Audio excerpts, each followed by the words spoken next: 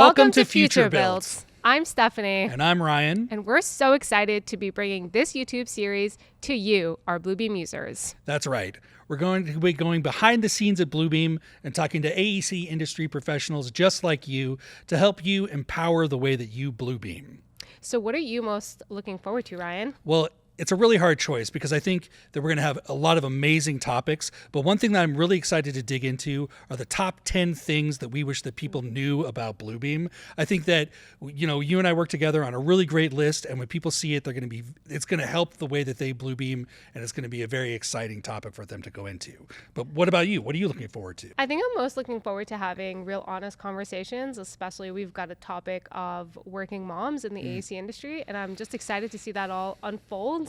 Yeah. But I'm also super excited to see the response from our users, from our listeners, to see what you all think. So I'm looking forward to all of it, really. Yeah. It's going to be great. If this sounds like something that you would be interested in, then we hope that you subscribe now so you can see these episodes as they come out, and we can't wait to share them with you.